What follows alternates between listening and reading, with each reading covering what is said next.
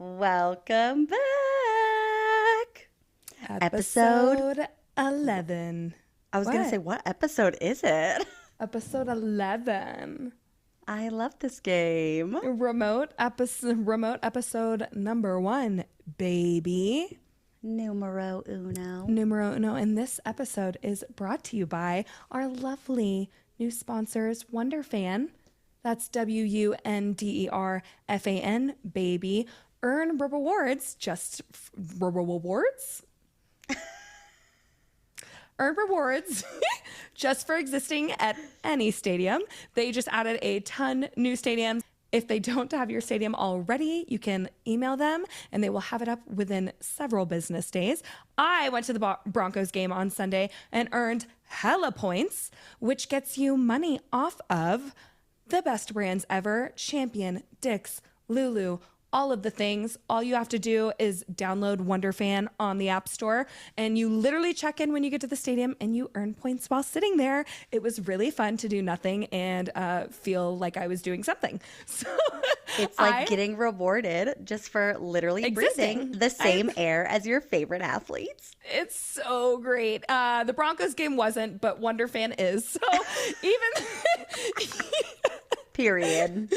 And so, make sure you sign up for Wunderfan, get it, download it, tweet it, share it to all your friends. It's totally free, by the way, and it is literally thebomb.com. Such a good and easy app to use. And like we said, you literally show up to your favorite sports venues, you click start, you just literally earn rewards. I did it. I can confirm. So fun. Spencer did it. She got some Wonder, got some rewards. I got some Wonder. Absolutely crushed it. And I'm about to get some Lulu now with money off. For me. She's getting it from me. She's going to buy me Lulu. If you see me looking down here, it's because I'm looking at Caitlin because she's down here to me. She's glaring at me. I'm going to try and look at y'all, but sometimes I just have to look at her, okay? So when I'm talking... We're figuring this out. We're figuring this out, besties. So this is round 1, and we tried to start this like 2 hours ago. But as technology goes, it hates us, and we can't have anything simple ever. But we are so excited to talk to you about the NFL week 2, baby.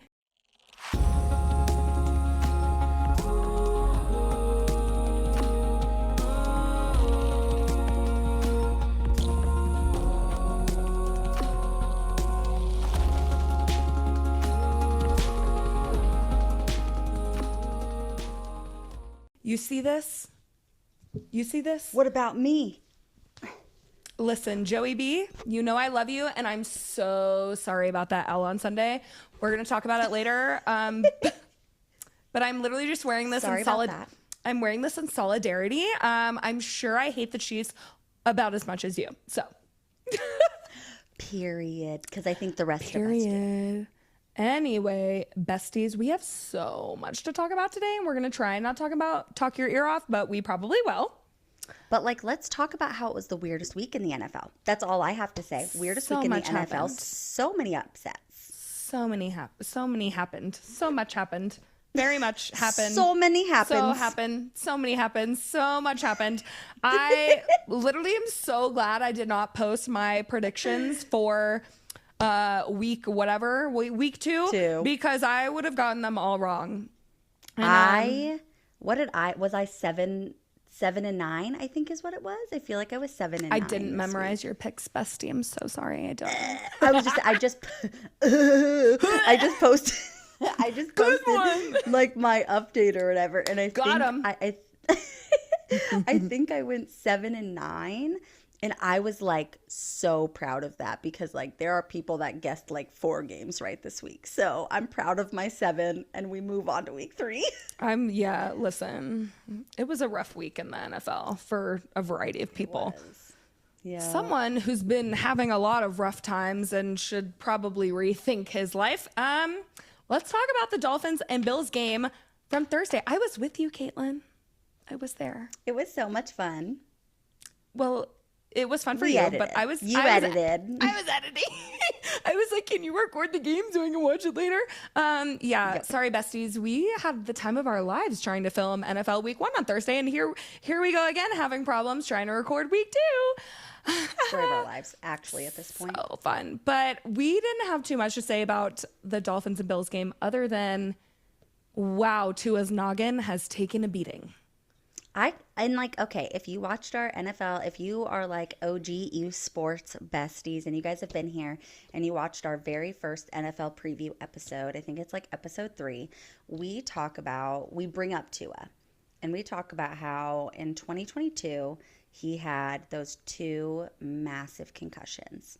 And the thing about concussions is like, it is literally your freaking brain. And like, if you are getting concussions, like severe concussions through your helmet, like you're getting hit, bestie. Yes, you're getting hit so hard. And like a lot of football players and just I feel like people in general are like supporting him, because when you're a professional football player, like your entire life is football. Like truly your whole life is football and probably has and been competing. Football. Yeah. Yes, exactly, for like a decade, like that's a lot of time to like absolutely dedicate every single ounce of your free time to that. And so sure is. to like get up and be like, oh well, I'm never playing football again, like it's a hard decision to make, and I understand that it's not gonna happen. I know, I don't think he's gonna do it, but like I feel like he should, and that's my opinion. I'm not like I'm not trying to be like, don't play football okay, yes I am trying to say don't play football anymore, but like I'm just some little old girl from Arizona just yapping my brains out, so like my opinion doesn't matter. But just like in the past several years, again, Demaryius Thomas, Jacoby Jones, all of these young football players that are literally just passing away overnight in their sleep or like from nothing. You're looking back at it and they're like, oh, it's from the traumatic brain injuries. Like they continued playing football. It's from, all of this stuff. And like, I just worry, like, Tua, you're so young. Well, it's like at what cost? Of course, you're a competitor and you've done this your whole life. And, you want to make the biggest impact and you want to be that guy that's setting records. But at what cost? If you're, I don't know, does he have a family? Like, his own, like, does he have kids? I don't know. I don't know. I have no idea. I'm not sure. But when you're thinking about that, or I'm sure if he doesn't have kids, he might want kids. Me hitting my drink. You might want kids one day. So my thing is, it's just, again, at what cost? Like, TBIs are a very serious thing. My brother passed away, years and years ago, and he had head trauma from the military. It's not just football, obviously. It can happen anywhere, and it like ruined my brother's life towards the end. So traumatic brain injuries, I mean, they're not something to joke about. And another thing that Kayla and I have wanted to talk about is the Guardian cap. And again, in my opinion, I kind of agree with Caitlin. And again, it's not our say, but I mean, if you want to protect your life in the future, I know it's hard to, I can't imagine being young and having to make that decision to walk away. Of course, only at like 24 or whatever he is, 25. Yeah. So I understand it to agree. Again, like I'm not in his position. And so like I hate people that, you've made plenty of money. It's not about the money to a lot of these guys. I'm sure, again, it's like an added bonus. They want to play the game and they want to be the best. So again, I can't imagine being in that situation, but I agree with Caitlin. Like you're gambling with your life here and your lifespan. The Guardian cap, I'm so upset because who is it? Caitlin, not JJ Watt, or was it JJ Watt? Who's the retired one? TJ Watt? Oh, JJ Watt is retired. JJ Watt plays for the Steelers. Yes. Went on and basically like scoffed at a guy wearing the Guardian cap. And it bothered me so much because you're playing a game for yourself and your team and you're making plenty of money. Who cares if you don't look cool? you are cool. You're an athlete. You're one of not a lot, however many we counted, like 1,000 or something. 1,000, yeah. 1,000 something in the NFL. You've already like certified your status. You can look cool. You are cool. You are cool. You can look cool walking up to the game with your fit. No one even recognizes y'all half the time when you're on the field. Okay. The amount of players this week that I was watching TikToks and they had like the guess the player by like, you know, the lower half of the face, stuff like that. And I was like, wow, I actually don't know what half of these guys, if they walked past me on the street, I wouldn't know who they were. So I think it's a little silly, little absurd. No one's taking close-up photos of you with this Guardian cap on. If it's going to help improve your life and keep you safe, well, I just don't know why you would ever. Why wouldn't you say no to that? And making fun of Pat, like you're not even playing anymore, and you're gonna make like fun or make jokes at like guys who want to be safe and protect their noggins. Yep. I'm sorry. Maybe I feel like as women too, where we've got that like maternal instinct that like protect those babies' heads. Like yes, I don't have kids, but Caitlin does, and I'm like, you know, we're like, oh. And so again, like I know it's a different mentality when you're there, but yeah, well, and like as someone who like studied psychology, I studied psychology, behavioral analysis, things like that for 7 years. And, you know, we talk about like the neuroscience and, you know, parts of the brain and stuff like that. And when you're getting traumatic brain injuries, you are like giving yourself a chance. Not that I am trying to be a hater at all, but like Antonio Brown, right? Like went from being so normal to suddenly being like so super fun. Yeah, like and now he's like kind of irrational. And again, like this is not even me being like, oh, he's effing crazy, but like something is obviously wrong. And you know, he's now irrational. He makes, you know, super rash decisions and, you know, does a lot of crazy stuff, doesn't think through a lot of his stuff. That can be directly correlated to untreated or like long-term traumatic brain injury that's just been sitting around there. Like when you're rattling your head, you're damaging parts of your brain that are the decision-making parts of your brain, your emotional regulation, etc. So like it's so important to protect that, because not only does it, you know, protect your lifespan, but also like your quality of life and your life normalcy and, you know, making sure that you can have a long, normal life, healthy, emotionally and life. Physically. Exactly. Yeah, So I protect those heads, wear those Guardian caps. I don't care if you think you look stupid. I think you look great when you're safe and you're living till you're 70. And literally that's how I feel. And listen, I am like a helmet stickler because I snowboard and I teach snowboarding. And I honestly have said this before because I'm single. If I see a guy on the mountain, I don't care if he's cute or not. If he doesn't have a helmet on, I think he's stupid, because you're trying to, okay, I will never, again, as you said, Caitlin, I don't think being safe is ever like something to like think is uncool. That's so icky. That's How like, dare you protect yourself? Yeah. So, and especially with the Guardian cap, the vision of the field to the camera is so far away.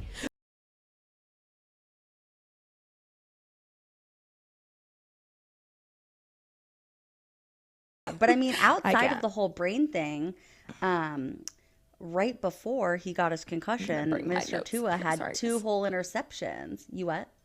I was just bringing my laptop to me. I was like, sorry guys, sorry besties. Oh, you're so cute.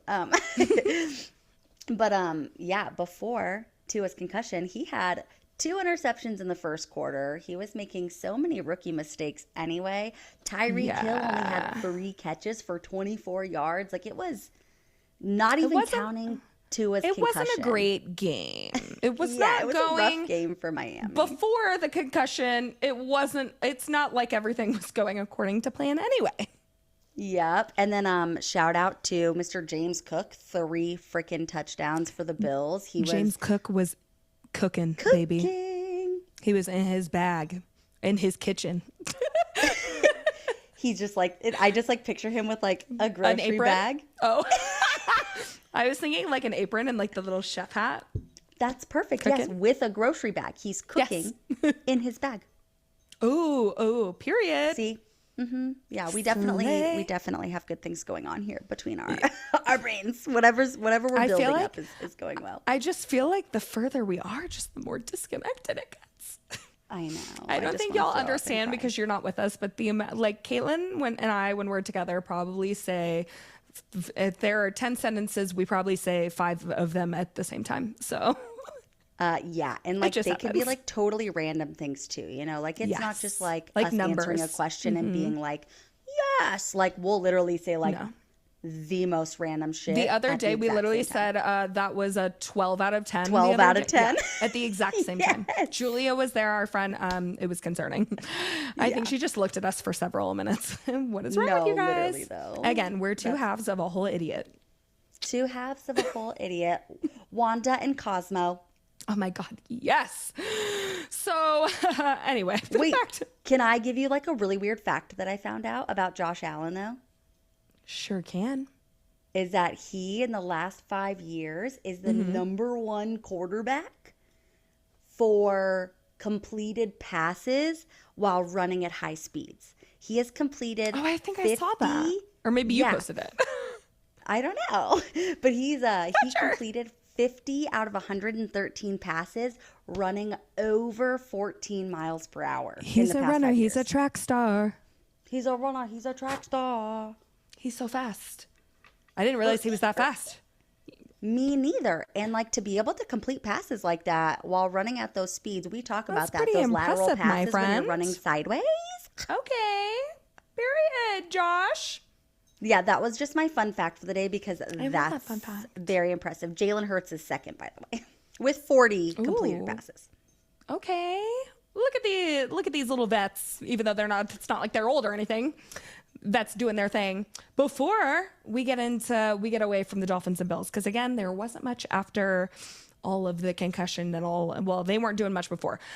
But I wanted to talk a little about kind of what the Dolphins need to do in order to win without Tua. I think he's on injured reserve. So one of the things that I really loved watching, and we'll talk about that game, of course, too, in the Bengals and Kansas City game was how much the Bengals got their tight ends involved in the receiving and stuff. Just because, like, when it comes to the Dolphins, obviously you have a couple great receivers.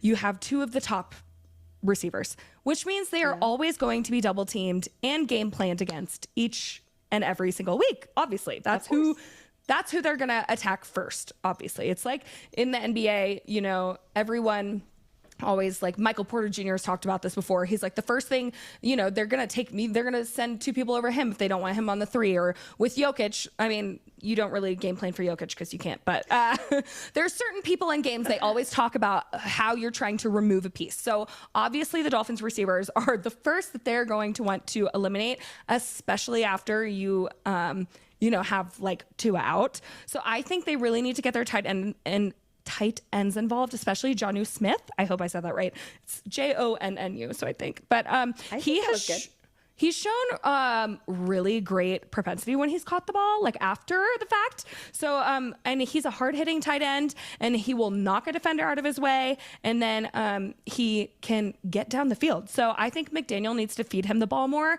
until the defenses start game planning for him. So I think just a good thing to obviously switch up their offense a little bit, because obviously everyone knows you're going to try and attack Tyreek Hill first and foremost.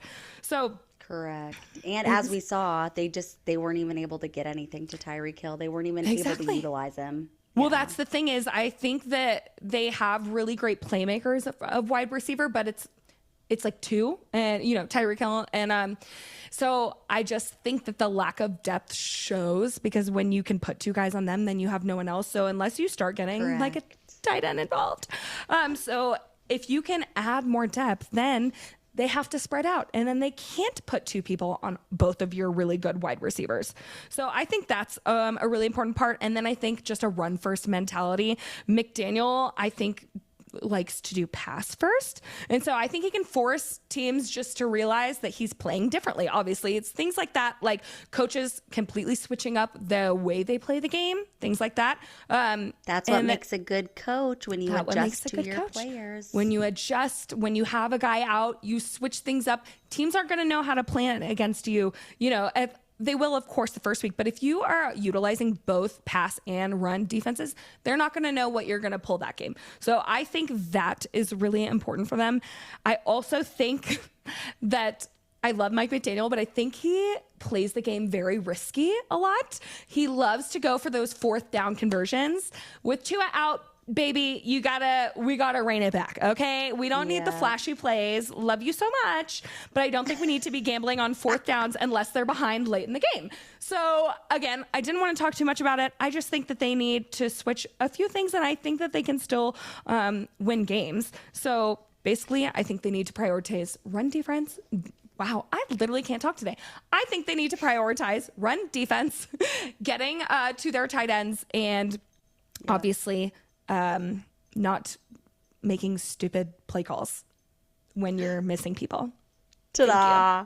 I love that. Like I said, that's what makes a good coach, is adjusting. Like when you have players out and you can be like, okay, like this is this quarterback's strengths, so we need to start working towards his strengths. And you know, like you have to change it up. You have to notice what's not working. Yeah. So I agree. If they're taking your two best wideouts, that's going to happen. So you have to have a backup game plan for when Tyreek isn't able to get the ball. And especially when you don't have that good connection, you know, that he's clearly got with Tua, then we're going to have to switch it up, bestie. Sorry. Yeah. Do we want to talk about another team that should switch it up? Do you need a minute?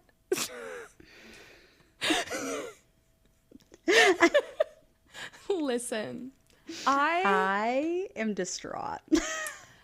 That was one of the hardest games that I've ever had the displeasure of attending.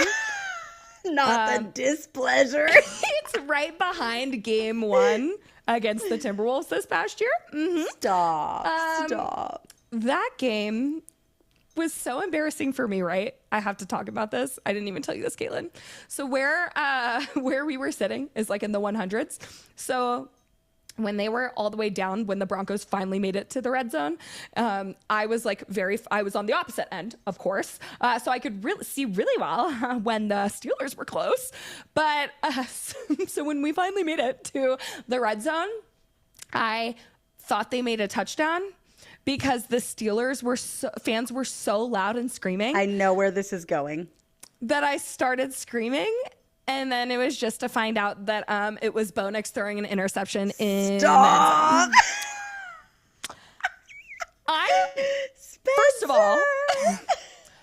First of all, Broncos Nation, how y'all gonna let that? Okay, is this Pittsburgh like reincarnated? Aside from the Denver Nuggets game this past year, I have never been to a field where it felt like the stadium was literally split in half, maybe even less home people. Y'all were so annoying, which you had a right to be. But like, damn, when I think my team is getting a touchdown, I should have known by hearing everyone go, oh, but instead I heard, woo!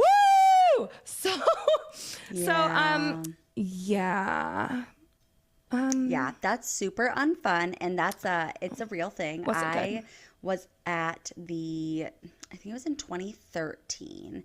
It was 2013, either wild card or round one of the playoffs. Broncos played the Steelers. Oh, I forgot that happens for them. Yes, and I was at that game. And rest in peace to Demarius Thomas. It's one of my favorite plays ever. But Tim Tebow in overtime against the Steelers threw like a freaking 40-yard pass to Demarius Thomas for a touchdown. And we ended up winning the game in overtime. There were so many Steelers fans at that game, too. I'm about to start laughing. I don't know if it's like a thing or what, but I have a funny little insert here. So you know how Tim Tebow decided to play baseball after his career? Yeah. It was really funny because I obviously went to the University of Kentucky, and he randomly ended up it was either he was playing for the Lexington Legends, like the AAA team, or playing against them. So I remember Did you run into him? I just remember everyone on campus freaking out. They're like, why is Tim Tebow playing baseball here? Sorry. Again, this was so unnecessary, but you mentioned him, and I was like, I have to talk about that. I love Tim Tebow. He was like one of my favorites. He's just such a little baby. Funny. What do you think, before I get into my thoughts, what do you think needs to change? A lot. Besides everything. I just think, yeah, I mean, so like my whole thing is that like obviously it's really easy to blame Bo. He's the rookie quarterback and everything like that. Stop so, that, like, everybody. Yeah, and I get it. Like, he's your scapegoat. Go ahead and be bitter about it. But like, you have to understand too that like he's a rookie. Like, no one's giving him the chance, and like he right now has a coach who is calling plays for like 2009 Drew Brees. I mean, truly, like, you're calling plays for someone who just like hasn't really had a chance, and like you're seeing that these plays aren't working and you're continuously calling them. I'm sorry, but like if his pass completion percentage in the first half, is like 40% or 50% or whatever it is, and he's throwing interceptions, you should probably look at that and be like, okay, maybe we stop with the pass game a little bit and we, move to the run game, or like and the hard part is that our run game sucks too. We're averaging like 2.5 yards per carry. Oh my! So that's hard as well. Bad. It is. And so, and I think some of that has to do with the O-line. Obviously now Mike McGlinchey's out, so we're going to have more O-line problems, which sucks. Great. Yeah, super fun. But like in my opinion, or at least watching the game, the plays that were working the best for us were like the 5-yard hitch passes, where you have someone literally just sprint out 5 yards, stop, turn around, catch the ball, and go. That was like what we were able to do. Like, that was how we were able to get downfield a lot, besides like a few longer pass plays in the fourth quarter with like Josh Reynolds and everything like that. Josh Reynolds and Bo have like such a good connection, but like only in the fourth quarter. Like, that's when they like start getting down the field together. And so I think that everyone is out of sync. I think that like Bo is a little bit out of sync. That's what I wanted to say too. Yeah, like Bo is a little bit out of sync. Your top players, yeah. Yeah, exactly. With like, with your receivers, and, you have a tight end. Our tight end was supposed to be a really great tight end. I don't even know how to pronounce his last name. Dulcich? I don't know. Dulcich. But I want to say Dulcich. Right? Sure. And so he's our tight end, and he, I think, dropped like 2 or 3 passes himself. And so I'm like, it's not all Bo. Like, there's so much that's out of sync with our offense, and truly our defense is the only thing keeping us from getting completely blown out every game. The defense has actually been pretty decent, and Kayla and I are going to talk about like blaming Bo kind of like at the end of this conversation. But when you have someone like Courtland Sutton and Pat Surtain that are not playing like they usually play, like, they're I don't know if performing. it's just, I just don't know if Courtland Sutton and Bo don't again have that connection built yet. But that's off. And then Pat Surtain, my friend made a joke. She goes, damn, he got his contract and quit trying, huh? Because he was getting worked. He was getting worked last game. And yes, I feel bad. Well, I don't feel bad. But obviously, the Steelers have a good defense. The Seahawks had a great defense. So, and again, it's not getting any easier. So that part, I do feel really bad for Bo. It's not like we're playing the Carolina Panthers anytime soon. We played two of, the two great teams. Two great teams that are proving to have a very great defense. The offense already is struggling so bad and had so many struggles last year. So when you have top of the line defense with an already poor offensive game, and you have a coach that's calling plays that are outdated and just don't work in this NFL. No one's helping anybody. So I honestly didn't think the Steelers were going to do much, if anything at all this year. Their defense looks really, really good though, obviously. But the Steelers their defense have 5 turnovers and 4 sacks in 2 games. So yeah, that's huge. That's huge. Their defense is doing everything right. So if Russell Wilson comes back and is everything that he wasn't for the Broncos, Bravo. You have a great team. And then Do they? my thing is with the Broncos is you're screwed because you have 3 quarterbacks and none of them. It's not like any of the other 2 options would be doing better, in my opinion, than Bo is right now. So, yeah, the Broncos ran for 56 yards on Sunday. 25 of those were from Nix. He's actually accounted for 60 of their 155 rushing yards in 2 games. So that's not helpful for a rookie quarterback. He needs more from his receivers. Good for him. But yes, good for he does him. need more from his receivers. He Cortland Sutton, 5 catches, 66 yards in 2 games. And that's your star receiver. Like, that's your guy. And listen, okay, and so what I was going to say about that is, like, listen to this, because I think they threw in Lil Jordan Humphrey. I don't know if you saw him or whatever. Yeah. But they threw him in, I think, in, like, the second half of the game when obviously nothing else was working. And he came in and he got 4 receptions for 50 yards in, like, the one half that he was in. And I'm like, that's, like, and again, you and I talk about this a lot, like guys that don't always get a chance, when they come in and they finally get their chance and they really show out. I'm here. Yes, and that's exactly what he did. And so, yes, I won't be surprised if they start to utilize him a little bit more. A little more if he keeps showing up.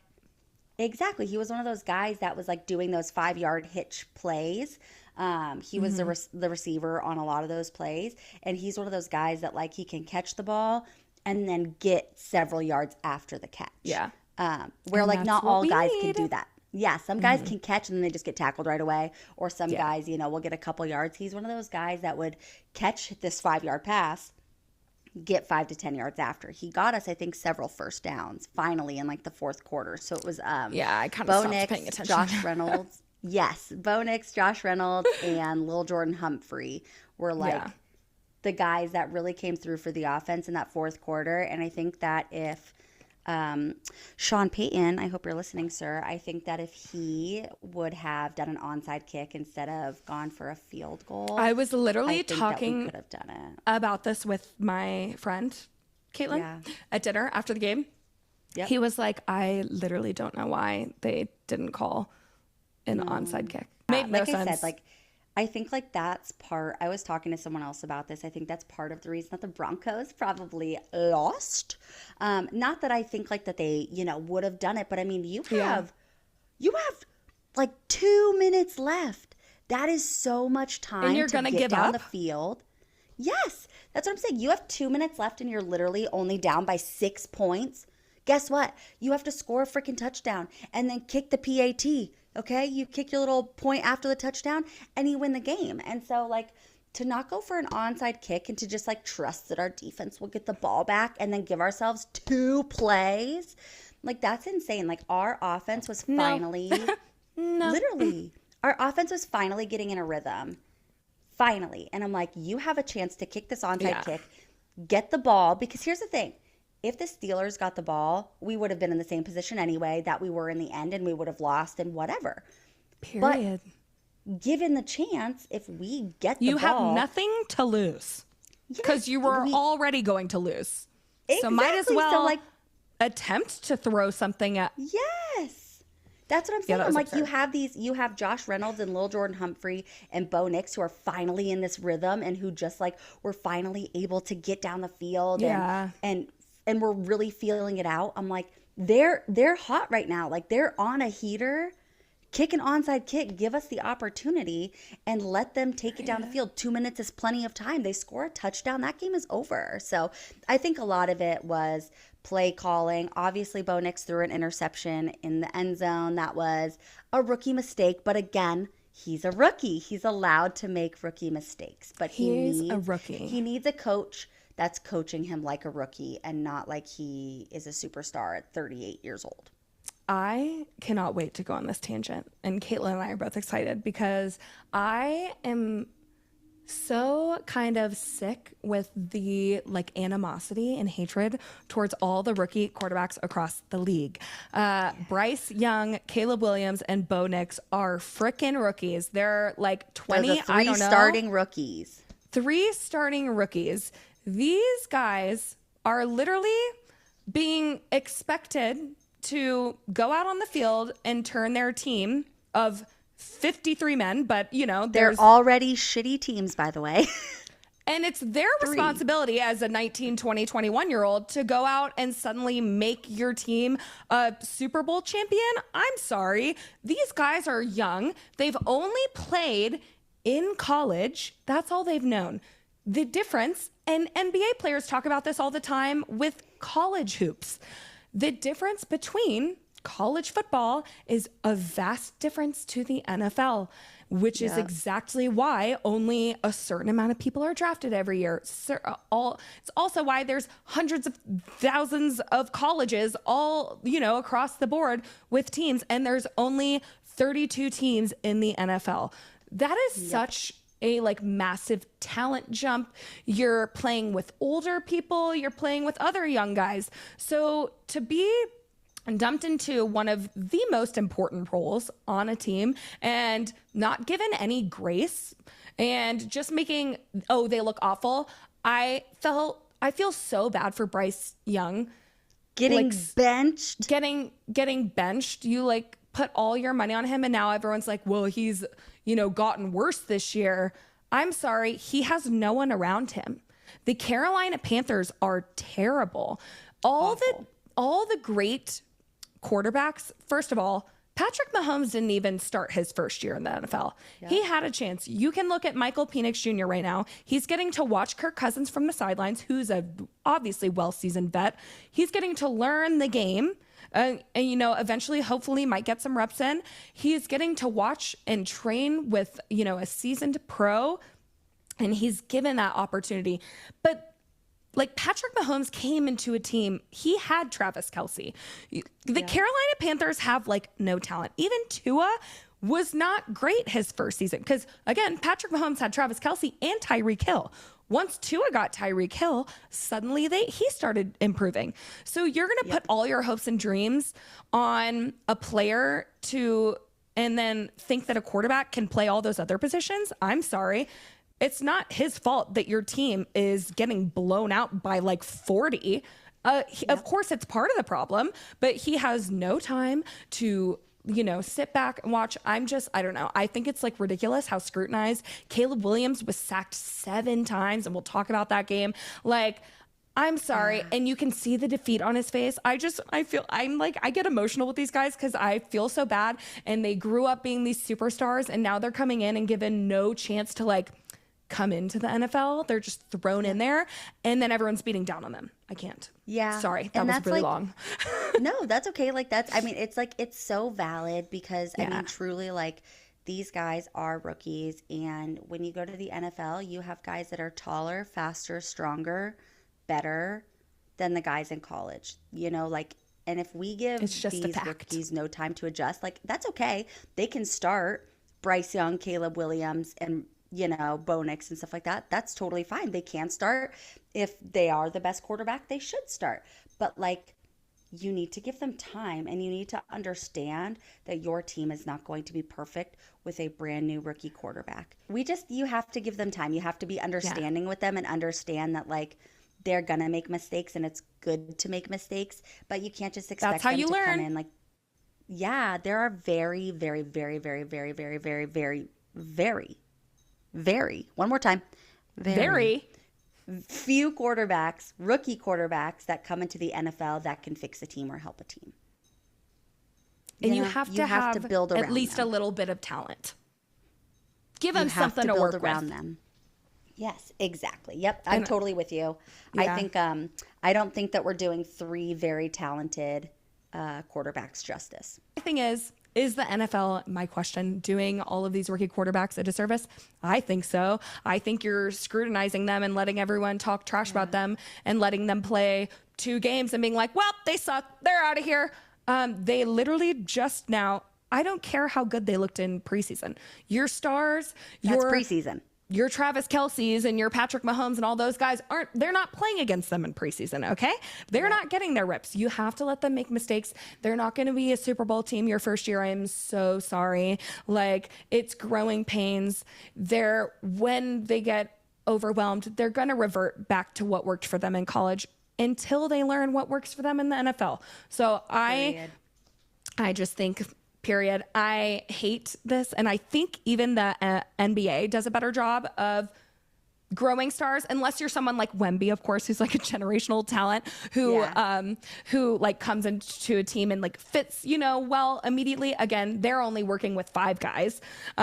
So, you're not working with all these people, but I just think that immediately throwing them in with guys that they've never played with before and expecting them to be a whole new team is silly. And I like can see it you could tell, who was it? CJ Stroud was trying to talk to Caleb Williams after the game, and he looked like he wanted to go home. Like, that's all I could like see in his face. He was like, he's like, stop taking those hits. Well, it's defeating, especially when you're someone like Caleb Williams or like Bo Nix. Like, you're top 10 picks. Or Bryce Young. You were a number 1 pick. Yep, and so was Caleb Williams, the number 1 pick, and Bo Nix, I think, was the number 9 pick or whatever it was. But it's like, like you come in and you're like, I got drafted. I get to go on this team. And like, you're ready to work. Go, I get to go make an impact and blah, blah, blah. And then like they don't like win every game, and then people are like, oh my God, he shouldn't have been the first pick. Okay, who should be, bitch? Yeah, period. I'd like to see you get in there. QB1. I will. My favorite thing, speaking of, and he loses one game, was we're gonna talk about them next, unfortunately. Was the Cowboys game, and Dak said in the press conference, we didn't, so sorry, we're not going to win every game. Woohoo. Who has? Since like 20. He literally went, okay, period. I was like, womp womp. We're not winning every game. That. Shocker. I loved him for that. But yeah.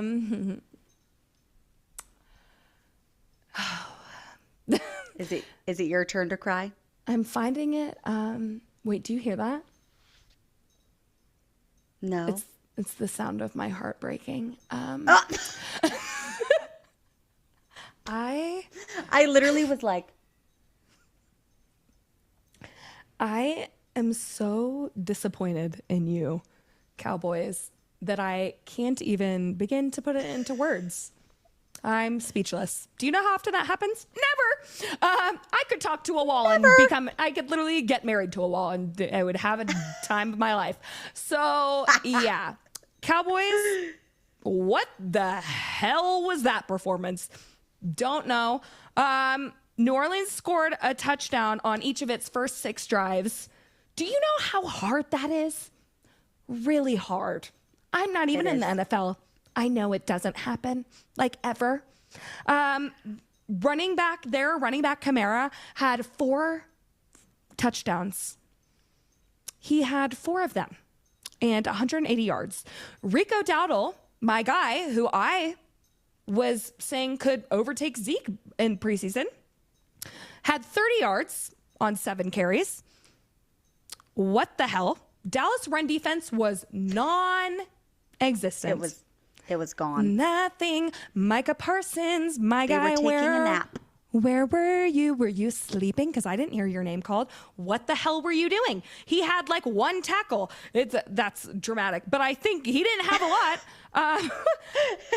The Saints running backs rushed to the end zone on 3 separate occasions, and Derek Carr also got a rushing touchdown. O-line didn't look great either. I'm sorry, not just the defense. I'm also looking at you, O-line. You gave up 2 sacks. Excuse me? In this economy? No, thank you. They said that. I'm gonna just throw a fact in there. They said that the Cowboys didn't get a stop on the Saints offense until the middle of the 4th quarter. The Saints, also another fact, didn't even have to punt. Yeah. Until the 4th quarter. Did not have to punt until 9 minutes into the 4th quarter. Are you kidding me? CeeDee Lamb needs some help, okay? Running backs, Zeke, I was so happy you were back last week. I'm a little bit disgusted by you, might I say. What the heck, dude? I want to give credit to where credit is due. Saints look night and day from the team that we saw last year, who probably had one of the most cringeworthy offenses to watch in the season. Rashid Shaheed had 4 targets for 4 receptions. Caitlin and I are going to talk about this. The Saints have got the 49ers offensive coordinator, and I know Caitlin has some fun facts about that. They not only did the Saints play without their corner, Marshawn Lattimore, they nearly lost Tyrann Mathieu during the game, and they still found a way to hold the Cowboys to one touchdown in a 44-19 loss for the Cowboys. Dak Prescott has not thrown multiple interceptions in a home game since 2022. It was all bad. Ouch. Dallas obviously lost their defensive coordinator, Dan Quinn. You should call him up, besties. Clearly you miss him. Ring, ring. Get him back. Ring, ring. Your defense gave up 44 in Texas in a home game? Yes, I was right. Micah Parsons only had 3 tackles, and the secondary got frickin' torched for a 70-yard touchdown and 15.4 yards per attempt from Derek Carr. And now we get to play the Ravens next week, who also are they're 0-2. Dallas is 1-1. My thing is, obviously the Saints, and I'll let Caitlin take away how good the Saints are doing. The Cowboys are always going to have a game like this. Or 4. They're always going to have like 4 games like this. Several. Dallas is really good, in my opinion, at getting back up and, not doing that again. But why'd you do it in the first place? Why? Yeah. Why'd you do that? I think they'll be fine against the Ravens because all they have to do is just beat Lamar Jackson.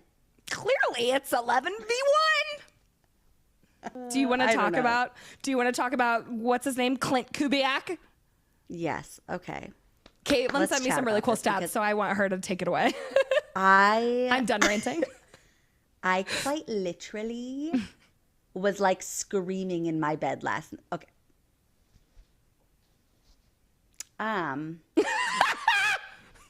Over football. Over football. I was watching highlights last night from the Saints because I'm really annoying and I do stuff like that. But love it. I was watching did that all this morning.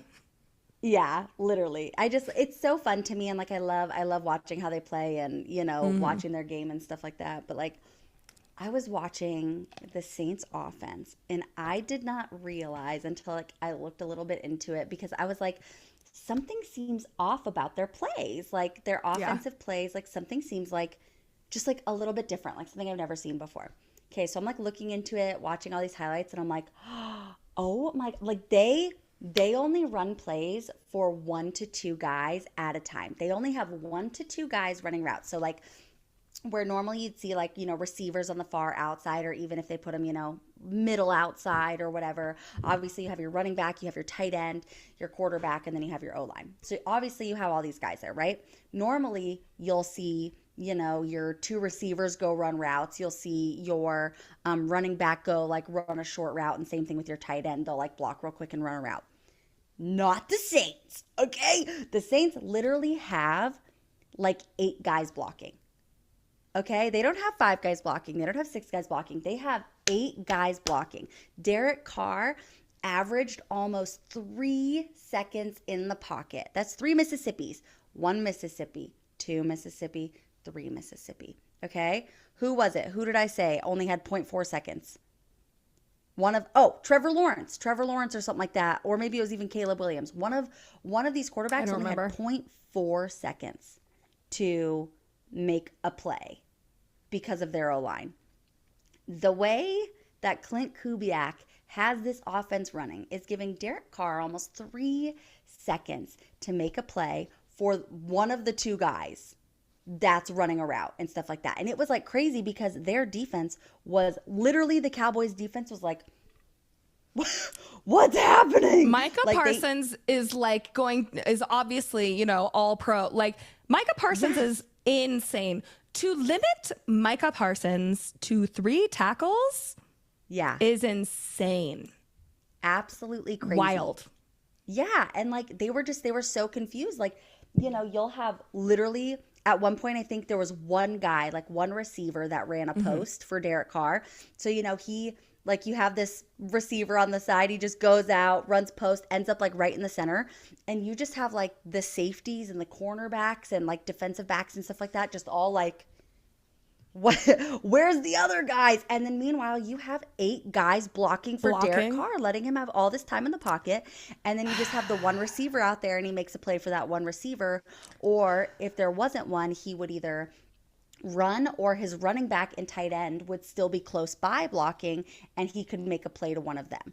And so it's like, I mean, I've never seen anything like it. If you like didn't watch it, you just literally need to go look up New Orleans week 1 and 2 highlights. It's the coolest thing I've ever seen. Again, and they night and day from last year's offense. Insane. Yes, I mean, like their offense. So just to like put it into perspective, they've scored 91 points. 91 points in the first 2 games, and that's tied for sixth most in NFL history. And the last team to do that was actually the Saints in 2009, and they had like 96 points or something like that, and that was the second most in NFL history. So that's insane. I mean, yes, it's just crazy. They're scoring offensive masterminds right now, and it's so fun to watch if you like good offense. So go check those out. I also love things like that because it reminds you how much a coach or coordinator can make or break a freaking team. It is not always the player's fault. As you can see, even like the 49ers are struggling a little bit right now because they got rid of their offensive coordinator, and now it's his younger brother who's less experienced took over his role with the 49ers. But again, the Cowboys, they lost their defensive coordinator. Their defense looked like shit. So it's not always about the players. I think it's a combination of amazing staff and amazing talent at their jobs. And again, the IQ of some of these guys, who came up with that? Like, that's insane for you to even think of trying that, and then it worked. Like, if you just told me they were doing that, I'm like, oh, that's stupid. They're only running a play for one. No, it worked. So you can't even be mad. Genius. It's so beautiful to watch. I'm having so much fun. Yeah. So Caitlin and I were talking about like some of the games that are coming up. I'm dying to watch Saints versus Eagles. Get away from the Cowboys, please. Don't want to see that again. Pretty please. You know, it's one thing to beat the Panthers because, you know, I think that Caitlin and I single-handedly could beat them. And it's, again, another thing to give a beat down like that to the Cowboys, even though they didn't look great. If they can beat the Eagles and then send them to being 0-3, that's going to be rough. And I feel like that's going to put the league on notice. Like, especially if they can continue the high efficiency scoring. 100%. Yep. Yeah. Period. I'm excited about them. I'm excited to watch them the rest of the season. That's what I was saying is I can't wait to like watch them go up against even like better defenses and see how they play, see how this kind of offense works out, and then also put their defense up against, you know, better offenses too. So I'm excited for them. I think it's really cool for them, and I love to see Derek Carr having so much success with them. It's cool. We're going to talk about the last game that broke my heart before we move on to teams I think care less about. Everyone except for Kansas's heart. You mean to tell me that in 2 weeks in the NFL, Kansas City has won by a toe and a penalty? Womp womp for everyone else. Again, and I'm going to start with this, and I told Caitlin earlier, it was a pass interference. I don't care what, yes, it sucks that the Chiefs get the lucky calls, but the call was correct. Does it suck? It does. These are I do my full notes after the game, but I always have my bullet points, literally random things. McDuffie, an amazing cornerback. He was wonderful. The run game for Kansas City early on was absolutely incredible. Isaiah Pacheco is so fun to watch, and they've started trusting their new fullback Carson Steele with some carries, and he was getting it. I think he's younger, so I didn't know if he was a rookie. I'll have to look that up, or if he's just younger. I don't think he is. He's been in the league for a couple years. Oh, okay. But I mean, he's still young-ish. So, he had a couple mistakes, but of course, they're game planning for Pacheco. They're not game planning for Carson Steele. He had several plays, jumping over guys just to get a couple more yards. Kansas City, will say. He's 21, okay. by the way. Yeah, so he's young. Yeah. Kansas City had several plays that I was like, damn, it's just where their IQ and that extra like grit comes into play. There were 2 plays that Kansas City was able to move forward simply by reaching out the arm. So they were out, and right before they went down, they just reached the ball out to get that yard. Like little things like that. They did that twice. They also, they had an amazing play. They didn't get the safety, but just always thinking ahead. They had an amazing play where a Chiefs player caught the kick or whatever and tossed it out while he was still in the air, to put the ball down right, like right in front of the goal line to put them. So they could have had, they had a chance to get that safety. Just really high IQ plays in this game. Patrick Mahomes did not have a great game. I was literally just about to say that. One of his worst games. Yes, even though they won, even though Kansas City won, they looked, I would say overall, besides Isaiah Pacheco, overall, they looked awful. Like literally, I have a note here that there was not, like, when you're thinking Patrick Mahomes and the Kansas City Chiefs, you're like, we've got the best quarterback, like all this stuff. They did not have a single pass play greater than 16 yards. That is so unlike them. So unlike him. So it's like almost annoying though, because you're like, oh, of course, you can still pull out a win playing terrible. You can still win. And then Cincinnati Bengals, I had to literally look up how to spell his name because I say it Yoshivas, but it's not even, it's like spelled I-O-S or whatever. He had an amazing play, which again is how Baltimore lost last week. He literally dragged his toes across the line for the and the touchdown. Good. He got it. They were literally like this dragging right before, so he got the touchdown. Xavier Worthy, I hate that he's on the Chiefs. He is the fastest player in the history of the combine ever. Nuh-uh. And it's yes. I didn't know that. I knew he was fast. I didn't realize he was the fastest that's in ever the history hit of the combine. It was insane. Wow. My other favorite play, Cam Taylor-Britt had an insane pick. Listen, truly. I love my favorite positions are usually just like I love a good receiver and I love a good linebacker, but man, them hands. I sent it to Caitlin and I was like, please, literally drool. An Odell Beckham pick. What cornerback is doing that? What receiver is doing that in this league? None. It was insane. There were 4 lead changes in the second half. My other note, Jamar Chase is a frickin' crybaby. A little butthole. Jamar Chase started crying, Caitlin, because he thought crying. Because he thought that the guy had done a hip drop tackle, which I can see where he thought, like, I guess he couldn't see it from where we're watching it, obviously. Yeah. He literally stomped his feet like a frickin' baby, yells at the ref. Joe comes back, pulls him back. He goes again, gets a flag. Luckily, they ended up getting close to hit the field goal. But if that would have ruined it, like you would have been down, even more. Jamar Chase then is on the sidelines crying and moaning like, dude. And Joe yelled at him. I saw that. He was so pissed. He was angry. I texted Caitlin. I said, the boys are fighting. They're especially angry. When you used to be teammates. It's just, I don't know. Literally just going to say, if I want to say one thing about Joe Burrow, even though they lost that game, it was very nice. I feel like he looked really comfortable, finally. I feel like he's a lot so less poised. Scared of his injury. Yeah. He when I was watching him, he looked so much less scared to take the sacks that he was getting. Cause I feel like before he would maybe playing careful, playing scared. Exactly. And I feel like you make really dumb mistakes when you do that. And so he looked so much more comfortable. I just wanted to say that his, it was his O-line that gave him almost 3 seconds per possession too. So he's got a great O-line around him protecting him, and it's nice that he could finally kind of trust them and make those plays. Like I said, I would say that the Bengals kind of looked like the better team overall, minus Jamar Chase and their couple of really dumb plays. Their defense was amazing. They played totally during the previous 58 minutes before the ending. Listen, I love you, Joe. Like everyone knows, I am a Joey. Joe Burrow stan. I love that they used to call Arrowhead Burrowhead. I hate that you lost and ruined that for me.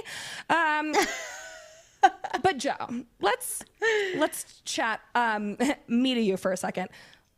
We should all know, okay, not better than to give Patrick Mahomes a ball with 2 minutes and a deficit of fewer than 3 points, okay? I don't care how well your defense played the whole game. I don't care if Mahomes had one of the worst games of his career, because he did. When Mahomes, to me, which again, I don't like the Chiefs, but it's like you don't want Jamal taking the last shot in a Nuggets game, a Nuggets playoff game. Okay, he's going to put you away. I don't care if you are 4th and 16. I might even take Patrick Mahomes over Brady in a 4th and 16 situation, because he is always going to get it done. Way. I don't care if him and Rashee Rice like drew a penalty for that on the play. He finds a way. It was a conversion nonetheless. That's just how it goes with Patrick Mahomes. It's demoralizing. It's so annoying.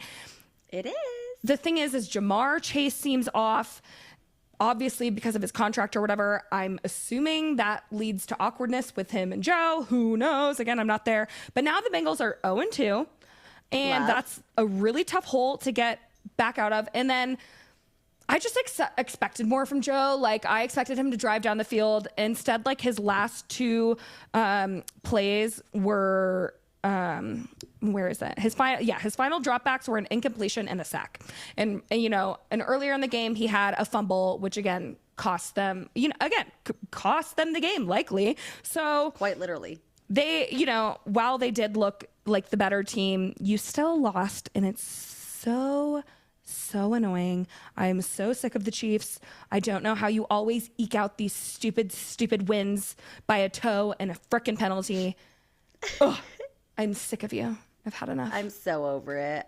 And even more annoying too is that they still won. Travis Kelce had 1 reception in that whole game. He has not, and they haven't been using him as much. And I think that's like just because of like they've just been using other people.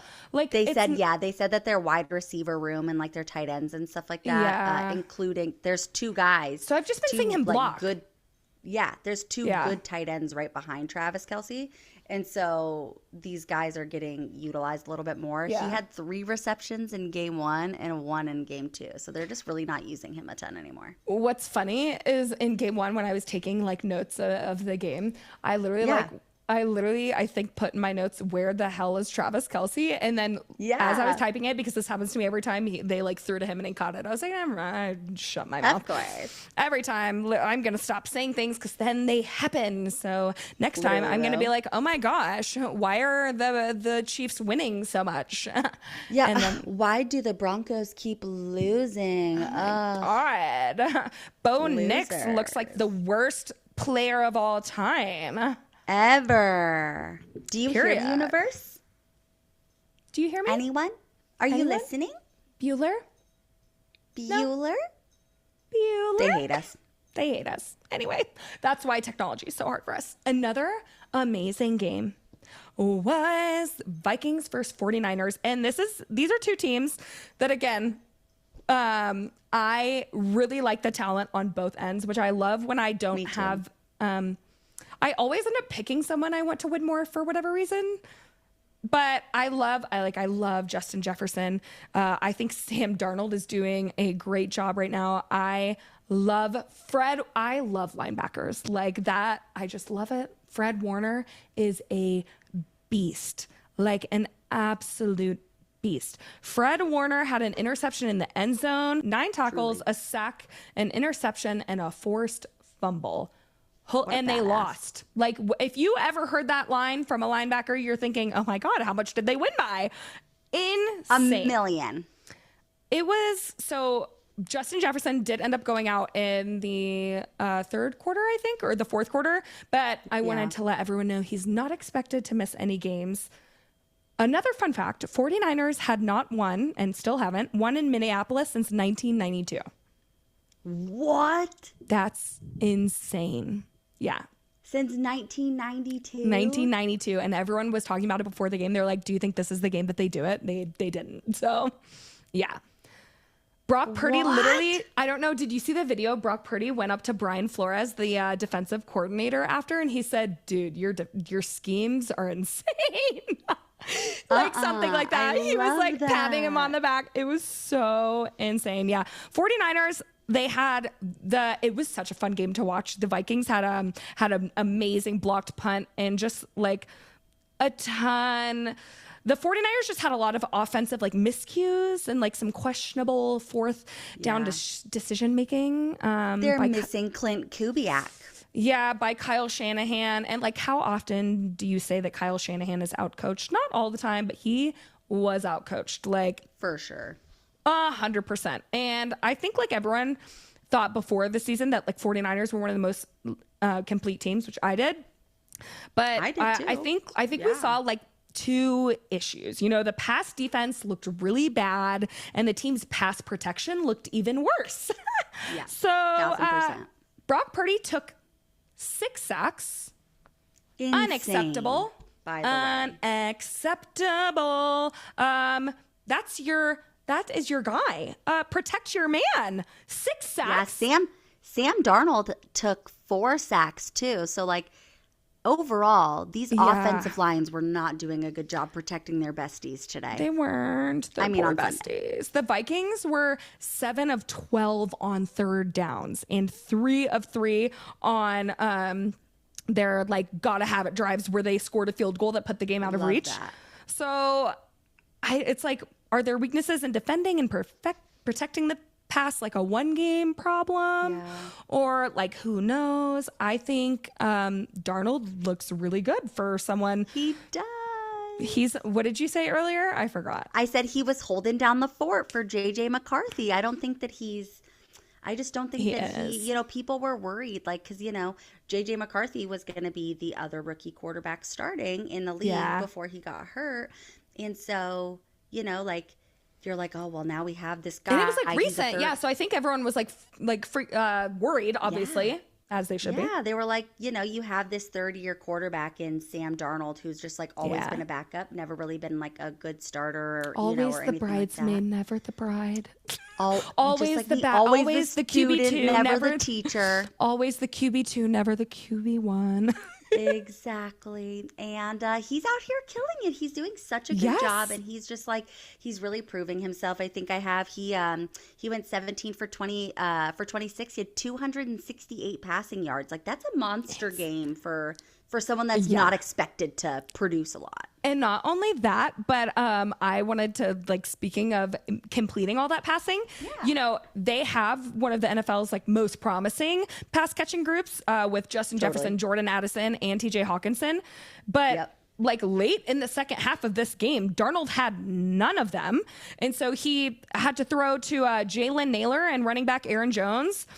And so you would have thought like, oh, those are his 2 options. Well, get ready. But after Jefferson went out, Darnold was 6 for 7 for 64 yards. Like, okay. So he's killing it.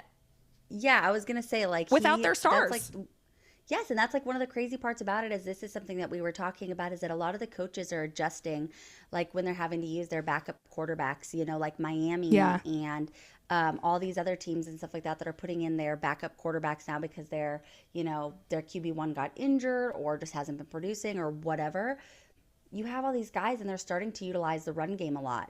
Jordan Love and Malik Willis. You have a great passing quarterback in Jordan Love and they're like, okay, Malik Willis isn't ready. So we're going to start utilizing the run game a little bit more to, get things going on offense. But like you have Sam Darnold come in and you get him 268 passing yards. Like you're allowing this backup quarterback to just freaking throw into the fire, but like calling great plays for him and having, without your best receivers out there. Yes. And like, I really love to see that for Sam Darnold and for the Vikings that they kind of have someone that they're able to kind of keep a similar offense and not adjust too much. And it's working really well for them. They've looked great.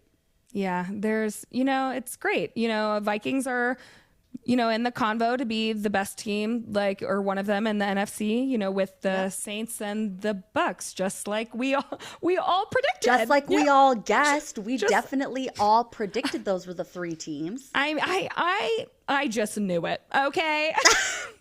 Literally wrote it in my diary last year, I'm sure. And then speaking of teams that I, thought would be better than those teams, the Lions versus Bucs. Lions. Them too. Yeah, all the above. Lions. Besties. I love the Lions team, but what is happening? I do feel bad.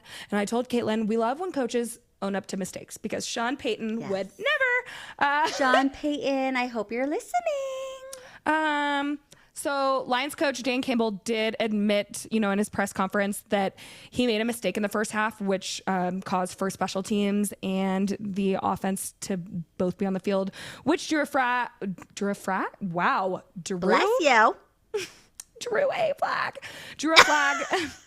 And that clearly took off an opportunity for a field goal. And, the Bucs only beat them by 4.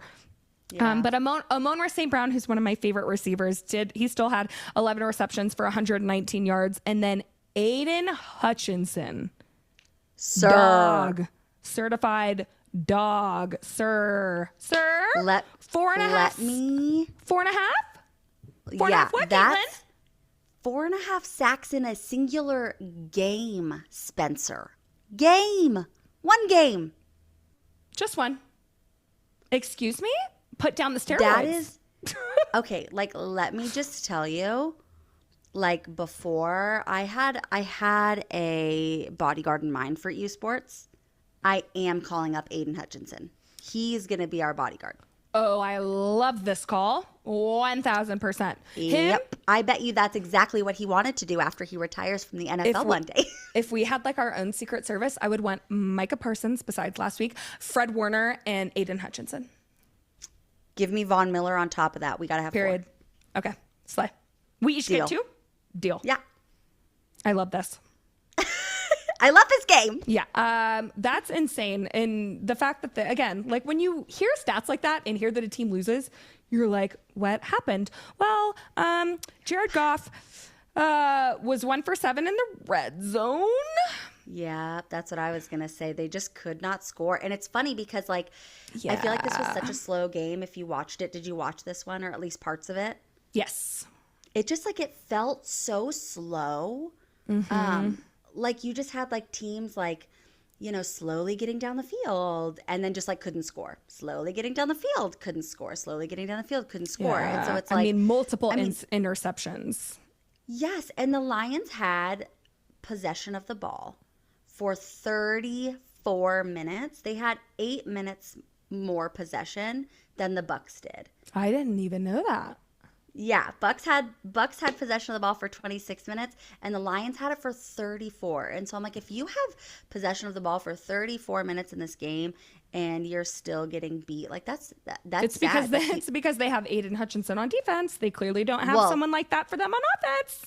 Straight up. And that's, obviously a huge part of that is being 1 for 7 in the red zone. That means that you got so close to scoring 7 times. 7 times. So 7 close. times. And you scored one time. Exactly. I was like, what? I just kept watching. I was like, we're almost there. Oh, what? Yeah. But they did get 3 field goals out of that. Hey, period. 3 for 3. But you couldn't score, which is really sad. So yeah. And I think the thing is, I think everyone expected the Bucs to be worse because they just have a ton of. I did because they've had a ton of injury issues. So they entered the game down a right tackle, defense. Luke, not even gonna pretend to say his last name. Defensive tackle, not saying his name, and a safety, but their other defensive tackle went down with a knee injury early in the third quarter. So yeah, they're in. I don't know how they overcame that. Baker Mayfield is making plays. He looks good even. Wide receiver Chris Godwin looks back to his like normal self. He had 7 catches for 117 yards and a touchdown in the first half only. Yeah. And then the Bucs secondary, multiple interceptions from Jared Goff, which obviously prevents, a team from getting in a rhythm when you're constantly getting the ball picked off. So I didn't have much to say about that game, but it just didn't look good for the Lions. I was shocked. Yeah, I have like a super quick note about it because first of all, Tell me. I love that the Bucs are doing pretty well because I love to see Baker Mayfield succeeding while the Browns are shitting themselves. Period. And so I love that. But also, if you remember when we were doing our sleeper picks for fantasy, we were talking about Bucky Irving for the Buccaneers, right? So the whole thing with the Buccaneers is that their new offensive coordinator, he said he wanted to come in and fix the run game. Their run game has been non-existent. So I'm not really sure what he's like. What run game? Yeah. Literally I made notes. I was like, their run game has really been non-existent. I mean, they averaged barely over 2 yards per carry the entire game. So that's obviously going to make it hard for you to get down the field as well. But their offense, just a tad. Yes, their offensive coordinator literally at the beginning of the year came out and was talking about how his main goal with this Bucs team was to take the talent that they have and really kind of fix that run game. And obviously with Baker Mayfield and their couple of receivers and stuff like that, they're looking really good with their pass game, but their run game is still non-existent. And so it's something that I think he needs to keep working on it. Love you, bestie. Sorry. Do better. Yeah. So that's Lions all I have for that one.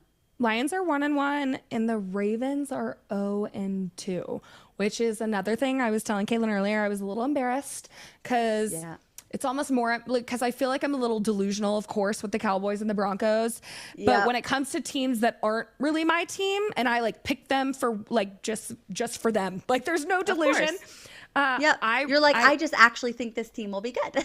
I really thought the Ravens, of course, it's game 2. I don't want to overreact, but I will. Ravens are 0-2. I thought they were going to the Super Bowl. I don't know.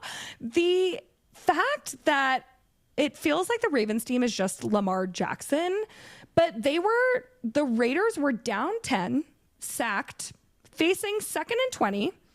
Minshew completed passes of 26 and 30 yards after that to set up a field goal. Next drive, another 62 yards passing and a touchdown to tie the game. Then one last field goal for a 26-23 comeback win over a Ravens team that was just obviously in the AFC Championship.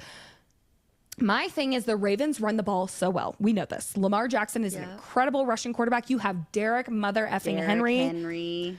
You had a 10-point lead in the fourth quarter Sunday and found a way to blow it. What? Come on. The Ravens had 10 yards on 10 plays trying to close out with a win and unable to run out the clock at home.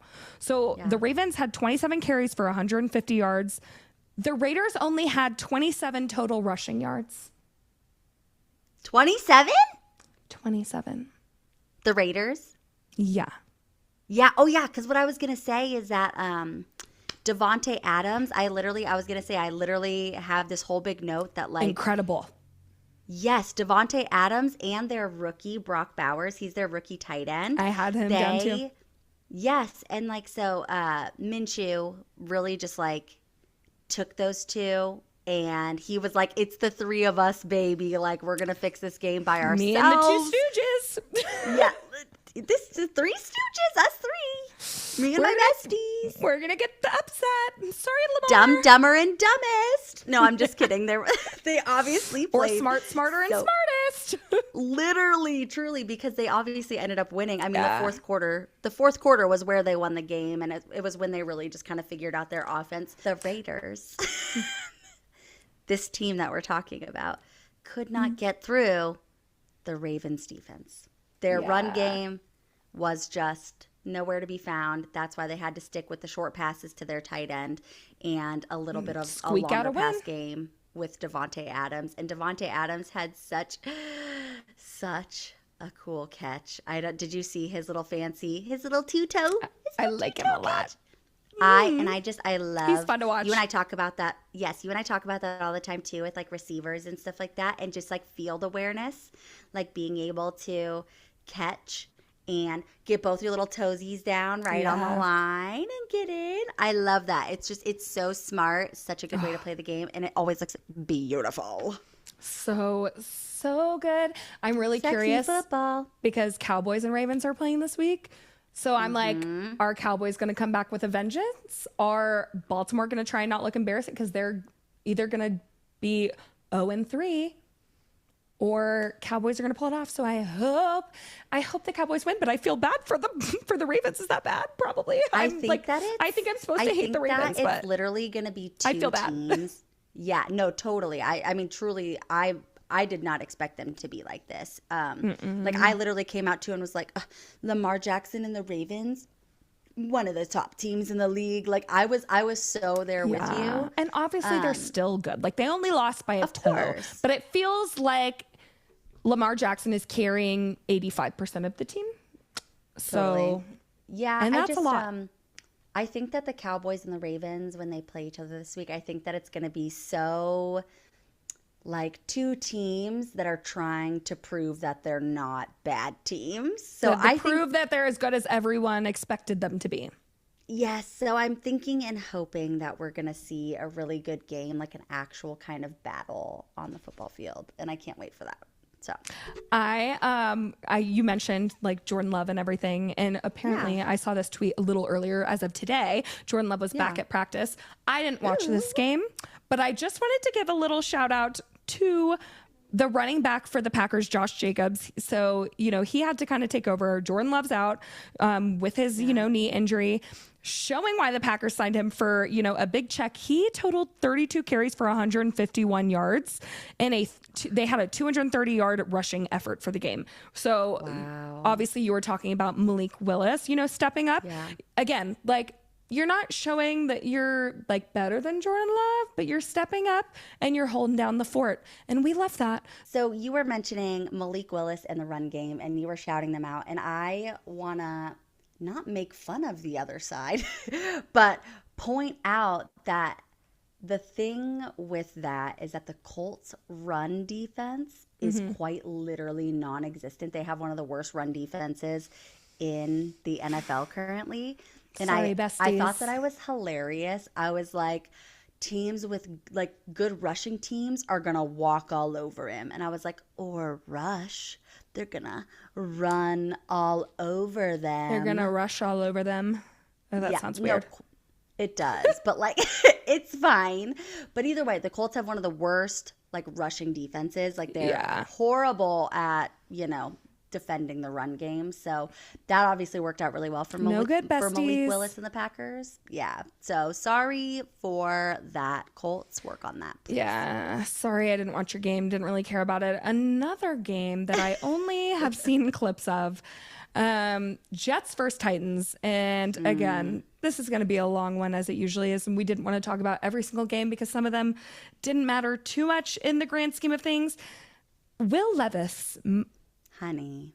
William, can I call you that? Willard, what are you doing, bestie? You're making the Kentucky Wildcats look a little silly. As if they don't do that enough themselves. L's down, William. L's down, William. You're making, and then you went to, of course, I'm from Tennessee and I've never liked the Titans. So it is kind of funny that you went and just made a bad team worse. You lose Derrick Henry and now you have Will Levis, who threw the most absurd pass I have ever seen in my 27 years. And are you talking about the shovel pass? Will Levis was attempting an underhanded backward pass to try and save the ball to running back Tyjae Spears as he was falling to the ground, and it just turned into a lost fumble where, excuse my French, you see the coach on the sideline go, "Hey, what the fuck are you doing?" Me too, coach. I also wanted to know what he was doing because I saw that in real time. Bestie, what was that? And this comes after And actually, I'm going to try and see if I can put the video here because it's, again, a couple seconds of insanity. And, he did something really stupid last week. And, I have a picture that I think is funny of a week 3 preview of what we think Will Levis might look like. So, week 3 Willie. He's not looking great. Nope. So the Jets got the win over them. No, sorry, Bob. No. And that's all. Sorry, bud. Sorry, buddy. I just came here to make fun of you and not talk about the game, and that's it. Anyway. Sorry. Now for someone else I'm going to make fun of, but it's only because he's a disgusting human being. Let's talk about Browns v. Jaguars. I hate the Browns quarterback. I hate Deshaun Watson, and I love that you're as terrible of a football player as a human being. I love that they correlate because you suck. And I love that because, again, when you have an ex that's a Browns fan, you just end up hating them. And I think the city of Cleveland is the most disgusting place I've ever been to in my entire life. I love that they're paying him so much money and they can't do anything about it. Period. He didn't throw for even more than 4.5 yards per pass attempt. Oh. Wop, wop. Boo. Tomato, tomato. And you have Amari Cooper and Jerry Jeudy, and you still suck. So the Browns are 1-1. I love you, Jerry Jeudy. I miss you. I do like Jerry Jeudy, and I do like Amari Cooper. He's fine. But yeah, Deshaun Watson, you suck. The only reason you are okay is because of your defense. That is the only reason y'all won. Okay? It was literally just like a defensive game. Let's talk about, not only that, let's talk about someone else who's doing horrible. Trevor Lawrence, my guy. Fighting with your coach on the sidelines, not a good look, bestie. Trevi. Honey. Calm down. It's not a good look, honey. I have a note here. You and I were talking about Trevor Lawrence earlier, just about how bad he's been. Mm-hmm. I totally forgot to mention this to you earlier too. He's making $55 million per year. Trevor Lawrence, Mr. 14 for 30, sacked 4 times. $55 million per year. Trev. You were sacked 4 times, including once for a safety, my dude. Why are we going to our press conference saying we suck right now or whatever you said? Who's we? Where's the mirror? Do I have one around? I can hold it up.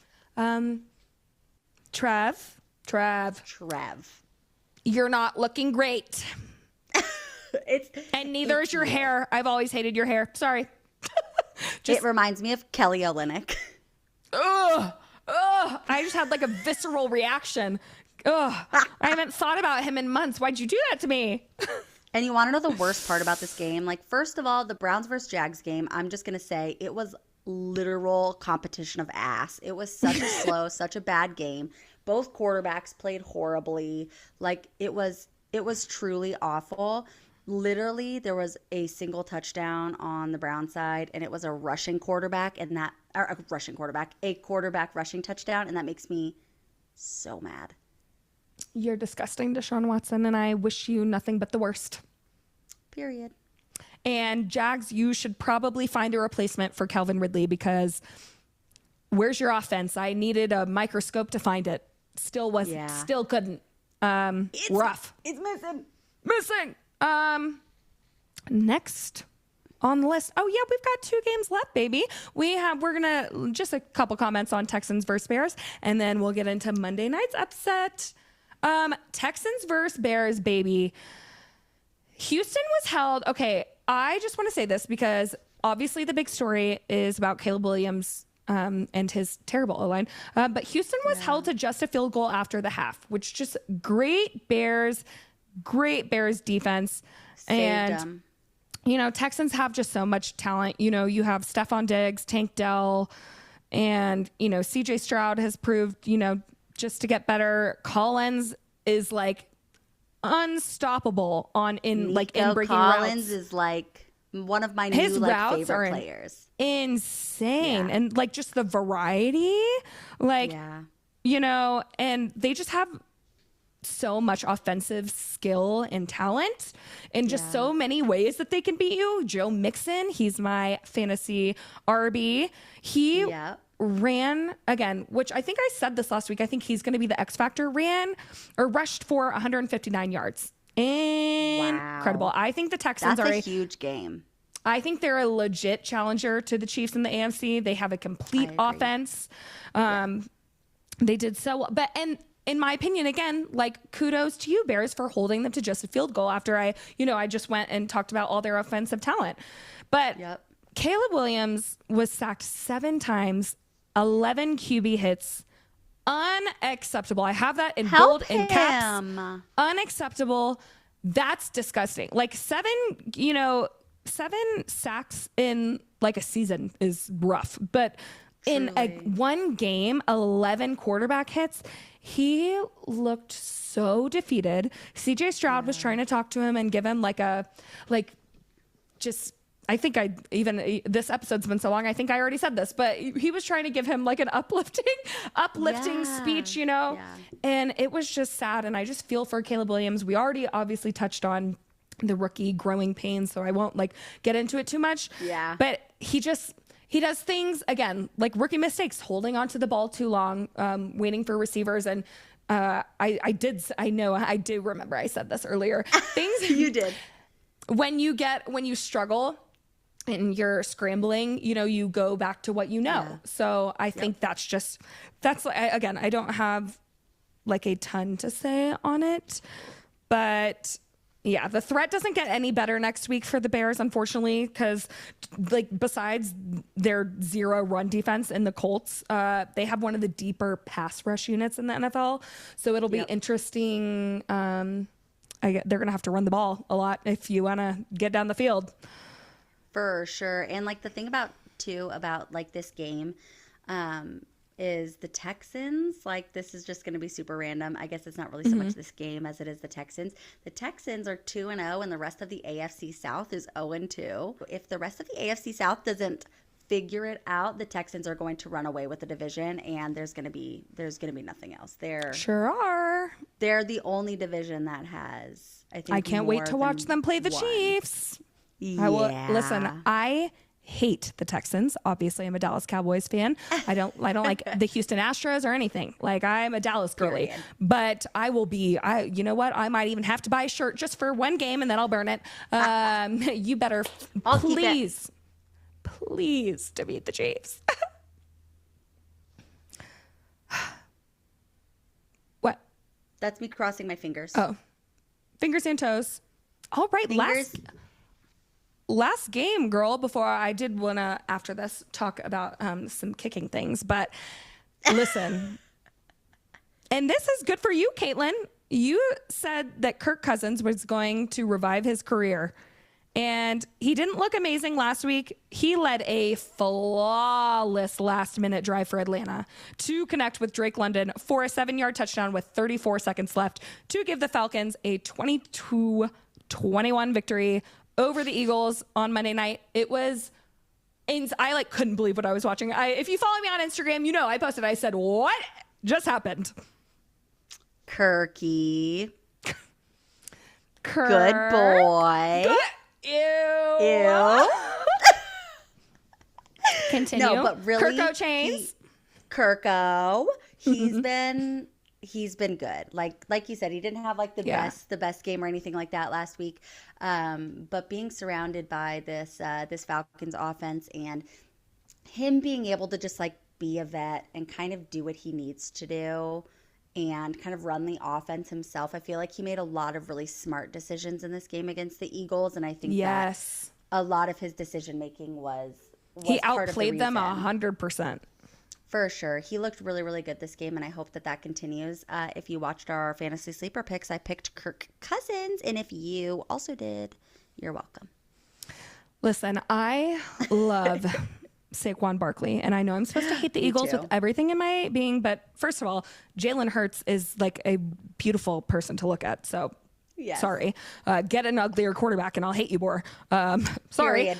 And Saquon Barkley is so fun to freaking watch, but he dropped a short pass that stopped the clock with 1 minute and 46 left and forced the Eagles to settle for a field goal instead of, a game-winning first down. And again, that was plenty of time for Cousins, especially against an Eagles defense that's been playing really soft coverage with no pass rush to get it. I felt really bad. He said, I let my team down today, which you did. You said, you did. I have to agree with you, my friend. But I was really... The thing is, there were several drives that they didn't let Saquon take the ball. And I just wanted... It reminds me of when I was at Kentucky and we had Benny Snell, who, if you are a college football fan and care about the SEC, he was... And he played, I think he's a free agent right now. He played a couple years for the Steelers. He was amazing for Kentucky, which we had terrible receivers, so we needed him. And I would often be seen and heard yelling in the stands, why aren't you running the damn ball? Like Leanne says in The Blind Side, sir, Benny Snell never gets less than a first down. That's kind of how I felt a couple times when Saquon wasn't getting the ball. Yeah, he had a drop, but there were several times that I'm like, okay, sir, give Saquon the ball and let him run away with it. So interesting play calling and decision making between the coach, especially at the end, and then Jalen had his final pass intercepted by Jesse Bates the third, just like to seal the win.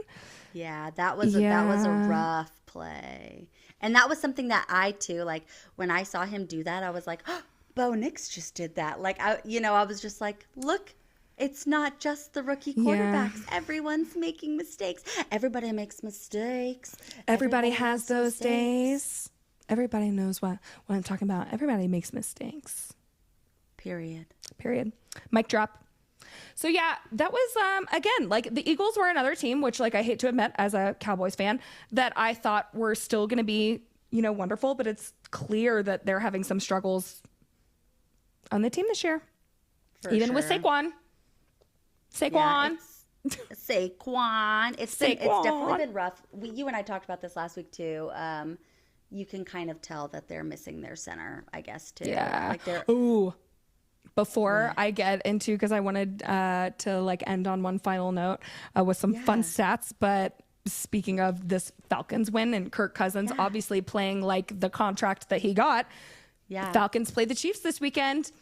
Can the please Falcons? I hate Atlanta too. It's a terrible city, but I'm an Atlanta fan now for the week, for the weekend. Do us a favor. I'm begging, don't let the Chiefs win by a frickin', at the very least, don't let the Chiefs win by a frickin' toe or a penalty. All I'm asking. Is that so much to ask? Period. No. But speaking of a lot, it seems, obviously, if you're still at the end of this episode, hey, Bessie. I think you could notice that there are a lot of red zone struggles for a lot of teams. There's a lot of kicks. Even the 49ers win last week, and I was like, Brock Purdy didn't. The score would think that, Brock Purdy was having an amazing like passing game or something. Truly. They had 6 for 6 kicks. So in my opinion, I think it's harder than ever, to score in the red zone. I think defenses are looking amazing around the league, like league wide. But I was like, is this the year of the kicker? And I feel like it's the year of the kicker and the receivers. But through 2 weeks in the NFL, there have been more field goals than touchdowns, which has like never happened, I believe. That's insane. Field goals, 141, touchdowns, 136. Through the first 2 weeks, kickers have combined to hit 35 of 39 field goals from 50 yards or longer. Wow, that's 89.7%. 89.7%. Highest accuracy rate ever through 2 weeks. And the crazy thing is Justin Tucker, who is the most accurate kicker so far in NFL history, is responsible for 2 of the 4 misses. So in 2006, I'm almost done with the fun stats. In 2006, there were only 40 field goals attempted from 50 yards or longer the entire season.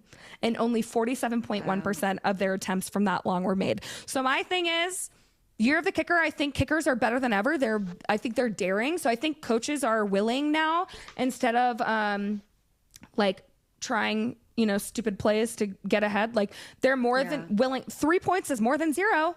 That's how I feel in basketball when you're chucking up threes and you're getting 0 instead of going to the basket and getting 2. A field goal, 3 field goals is 9 points. That's more than a touchdown. So that's what I was going to say is to that point is that there are so many teams that I've been seeing and you see oh my gosh, they scored 20 points, but they only got 1 touchdown.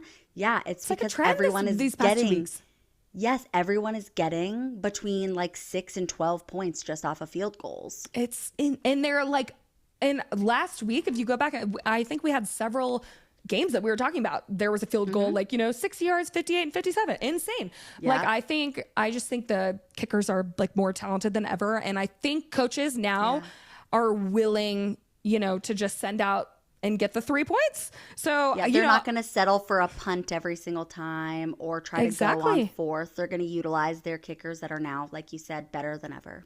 It's absolutely insane. So it's really impressive to watch. But it's funny because I feel like I've never seen this many field goals in an NFL season, especially in the first 2 weeks. And so I'm glad the stats agreed with me. Yep, thank you. They do. Always. Period. I always agree with you. I love you for that. You know what? I'm just really sad, Caitlin, that we're not together right now. This is our first episode that we're not together in person, and next week will also be remote, and then I will be with Caitlin. So I'm going to have to buy my flight. I'm going to try and get there on a Thursday, and maybe the episode will be out before midnight. Who knows? Probably not. That would be so cute. That would be so cutesy of us. But hopefully this works out, and it was recording, unlike our last Zoom call with I see it. It says recording guest. At the top. Period.